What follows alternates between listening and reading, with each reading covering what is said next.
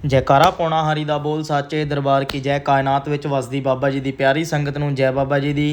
लो जी साडा संग पहुँच गया है दरबार पीर निगाहे दे विच, क्योंकि साडी यात्रा दा पहला पड़ाਅ इत्थे खत्म हुंदा है, क्योंकि इत्थे बैठ के संगतां ने लंगर पानी छकना हुंदा है। क्योंकि सवेर दे असीं निकले होए हां ते उस तो बाद दरबार दे विच नतमस्तक हो के रूहानी नूर प्राप्त करना है। लो आओ जी व्लॉग दे विच बने रहियो। जय बाबे जी दी। बोल साचे दरबार की जय। आ गई सारियां बसां आ गई जी। आ गया जी, आ गया जी। हाँ जी थोड़ी बस तुसीं हत्थी बह जी कितने नंबर पहला लंगर पहला। हाँ हाँ लंगर खा के पहला बाकी का बाद च मशहूर करना बिरापुरिया। बोल साचे दरबार की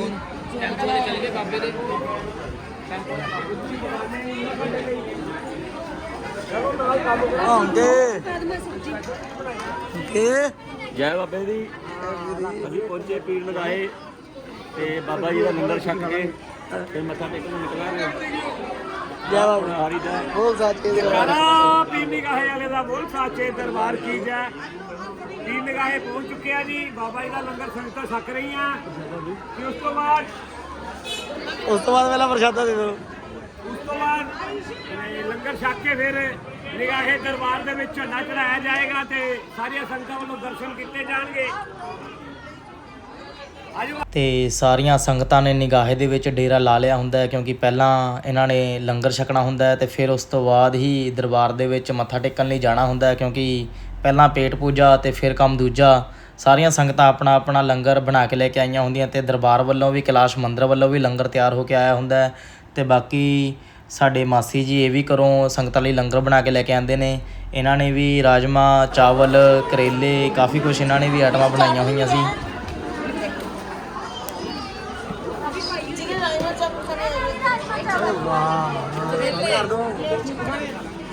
ਬੱਬਾ ਮਾਰੇ ਲਾਇਓ ਬਾਈ ਬਸ ਉਹ ਮਾਰੇ ਬਾਈ ਬਸ ਕਰੇਲੇ ਵੀ ਮਾਰੇ ਜੀ ਮਾਰੇ ਜੀ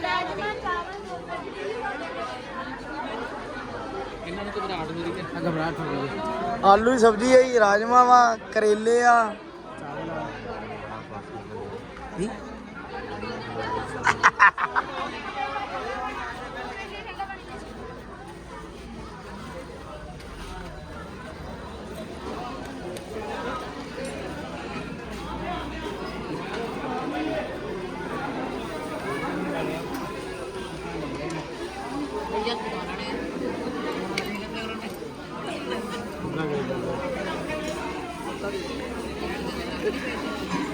बड़ी मेहनत हो रही है। ਗੱਠਾਂ ਬਹੁਤ ਮਾਰੀਆਂ। धागा फ्री मिले हुआ सी, धागा ही बड़ा लपेटे उन्हें को खोलता ही नहीं पिया।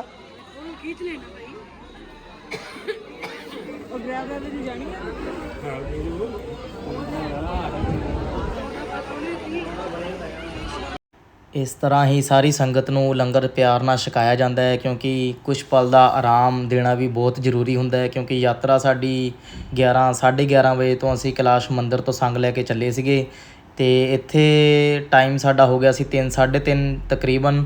ਅਸੀਂ ਦਰਬਾਰ ਦੇ ਵਿੱਚ ਪਹੁੰਚ ਗਏ ਸੀਗੇ, ਕਿਉਂਕਿ ਰੋਟੀ ਦਾ ਸਮਾਂ ਵੀ 1:30-2 ਵਜੇ ਲੋਕ ਰੋਟੀ ਖਾਂਦੇ ਨੇ ਤੇ ਸਾਰੀ ਸੰਗਤ ਨੂੰ ਭੁੱਖ ਵੀ ਲੱਗੀ ਹੋਈ ਸੀ। ਤੇ ਉਸ ਤੋਂ ਬਾਅਦ ਅਸੀਂ ਚਾਦਰ ਦੀ ਰਸਮ ਤੇ ਦਰਬਾਰ ਦੇ ਵਿੱਚ ਝੰਡਾ ਚੜਾਉਣਾ ਸੀਗਾ, ਉਹ ਵੀ ਰਸਮ ਉਹ ਤੁਹਾਨੂੰ ਵਲੋਗ ਦੇ ਵਿੱਚ ਨਾਲ ਦਿਖਾਵਾਂਗੇ। ਤੇ ਇੱਕ ਚੀਜ਼ ਹੋਰ ਮੈਂ ਤੁਹਾਨੂੰ ਦੱਸਣਾ ਚਾਹੁੰਦਾ ਹੈ ਕਿ ਮੈਨੂੰ ਜੋ ਚੀਜ਼ ਬਹੁਤ ਹੀ ਵਧੀਆ ਲੱਗਦੀ ਹੈ, ਕਿਉਂਕਿ ਜੋ ਲਖਦਾਤਾ ਪੀਰ ਜੀ ਦਾ ਝੰਡਾ ਸੰਗ ਵੱਲੋਂ ਤਿਆਰ ਕੀਤਾ ਜਾਂਦਾ ਹੈ, ਇਹ ਵੀ ਸੇਵਾਦਾਰਾਂ ਦਾ ਸਾਂਝਾ ਹੁੰਦਾ ਹੈ। ਤੇ ਜੋ ਇਹ ਚਾਦਰ ਦੀ ਰਸਮ ਅਦਾ ਕਰਦੇ ਆ, ਉਹ ਵੀ ਸਾਰੇ ਸੇਵਾਦਾਰਾਂ ਦੀ ਸੇਵਾ ਰਲ ਮਿਲ ਕੇ ਸਾਰੇ ਸੇਵਾਦਾਰ ਸੇਵਾ ਕਰਦੇ ਨੇ। ਕਿਉਂਕਿ ਜਿਹਨੇ ਆਪਣੀ ਚਾਦਰ ਵੀ ਚੜ੍ਹਾਉਣੀ ਪੰਡਿਤ ਨਿਗਾਹੀਆ ਜੀ ਦੀ ਸਮਾਧ 'ਤੇ, ਉਹ ਆਪਣੀ ਵੀ ਅਲੱਗ ਚੜ੍ਹਾ ਸਕਦਾ, ਪਰ ਇਸ ਸੰਗ ਦਾ ਇੱਕ ਰੂਲ ਬਣਿਆ ਹੈ ਕਿ ਸਾਰੇ ਸੇਵਾਦਾਰਾਂ ਤੋਂ ਸੇਵਾ ਲਈ ਜਾਂਦੀ ਹੈ। ਸਾਂਝੀ ਇੱਕ ਚਾਦਰ ਅਤੇ ਇੱਕ ਝੰਡਾ ਉੱਥੇ ਦਰਬਾਰ 'ਤੇ ਚੜ੍ਹਾਇਆ ਜਾਂਦਾ ਹੈ, ਕਿਉਂਕਿ ਜਿੰਨੀ ਵੀ ਰਹਿਮਤ ਮਸਤਾਂ ਫਕੀਰਾਂ ਤੋਂ ਮਿਲਣੀ ਆ ਉਹ ਸਾਰੇ ਸੰਗ ਨੂੰ ਹੀ ਮਿਲੇ।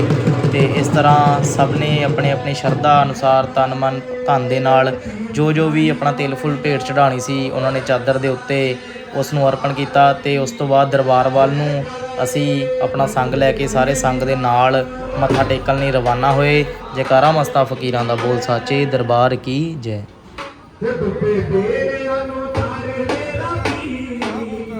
ਡੁੱਬੇ ਡੇਰਿਆਂ ਨੂੰ ਨਾਰੇ ਮੇਰਾ ਵੀਰ ਤੂੰ ਬੰਦੇ ਆਤੇ ਮੇਰੇ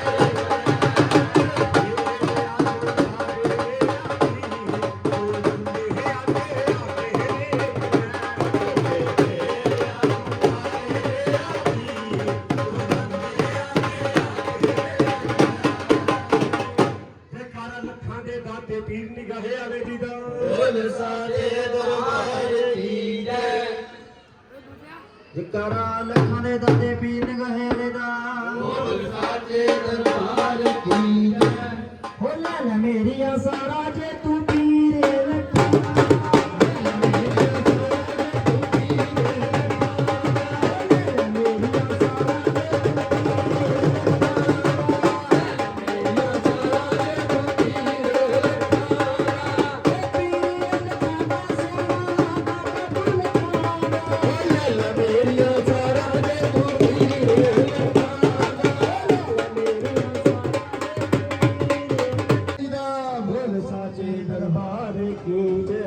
ਜਗਾਰਾ ਲੱਖਾਂ ਦੇ ਰੱਤ ਪੀਰ ਨਿਗਾਹੇ ਵਾਲੇ ਜੀ ਦਾ ਬੋਲ ਸਾਚੇ ਦਰਬਾਰ ਕੀ ਜੈ ਹੁਣ ਦੇਖੋ ਮੇਰੇ ਬਾਬਾ ਕੀ ਚਾਦਰ ਚਲੀ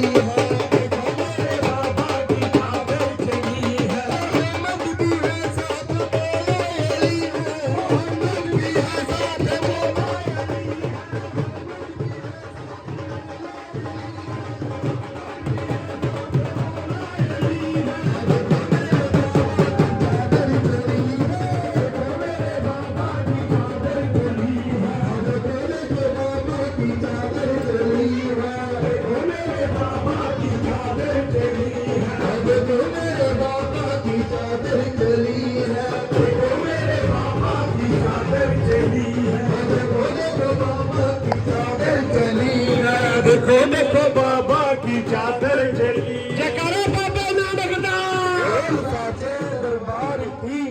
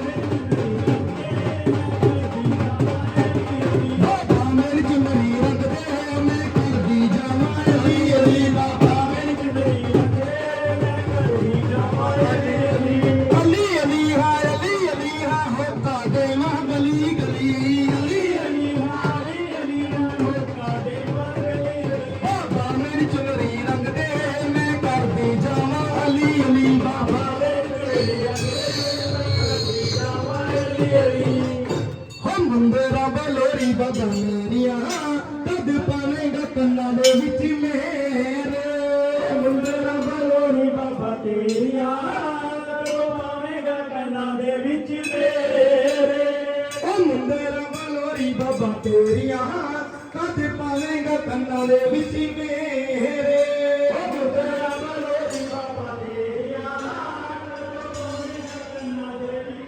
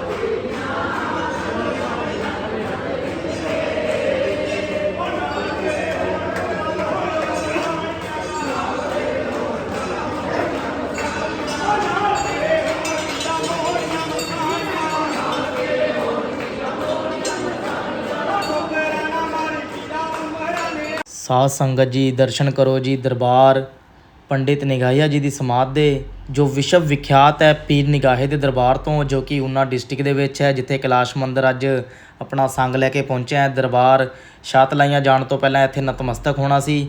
ਇੱਥੇ ਪੰਡਿਤ ਨਿਗਾਹਿਆ ਜੀ ਨੇ ਬਹੁਤ ਹੀ ਰੱਬ ਨਾਮ ਦੀ ਬੰਦਗੀ ਕੀਤੀ ਹੈ, ਜਿਸ ਦੇ ਕਾਰਨ ਅੱਜ ਦੇ ਟਾਈਮ ਦੇ ਵਿੱਚ ਇੱਥੇ ਸੰਗਤਾਂ ਦੀਆਂ ਝੋਲੀਆਂ ਭਰੀਆਂ ਜਾਂਦੀਆਂ ਨੇ, ਹਰੇਕ ਮੁਰਾਦ ਸੁਣੀ ਜਾਂਦੀ ਹੈ, ਹਰੇਕ ਆਸ ਪੁਗਾਈ ਜਾਂਦੀ ਹੈ ਇਸ ਰਹਿਨੁਮਾਈ ਦਰਬਾਰ ਦੇ ਉੱਤੋਂ।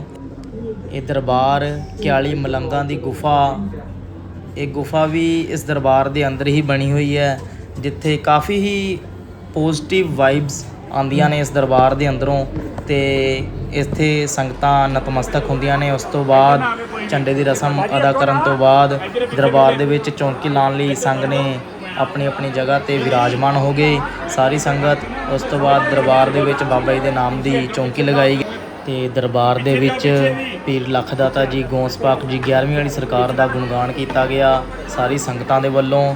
ਤੇ ਸਾਰੀਆਂ ਹੀ ਸੰਗਤਾਂ ਦਰਬਾਰ ਦੇ ਵਿੱਚ ਆਪਣੀਆਂ ਆਸਾਂ ਮੁਰਾਦਾਂ ਪੀਰਾਂ ਨੂੰ ਦੱਸ ਕੇ ਆਈਆਂ ਨੇ, ਤੇ ਸਾਰੇ ਹੀ ਆਸਾਂ ਮੁਰਾਦਾਂ ਪੁਗਾਈਆਂ ਜਾਣ। ਦਰਬਾਰ ਲੱਖਦਾਤਾ ਪੀਰ 11ਵੀਂ ਵਾਲੀ ਸਰਕਾਰ ਨਿਗਾਹੇ ਵਾਲੇ ਦਰਬਾਰ ਦੇ ਉੱਤੋਂ, ਤੇ ਅੱਗੇ ਜੋ ਚੌਂਕੀ ਲੱਗੀ ਹੈ ਉਹਦੇ ਨਜ਼ਾਰੇ ਤੁਸੀਂ ਆਪ ਲਓ।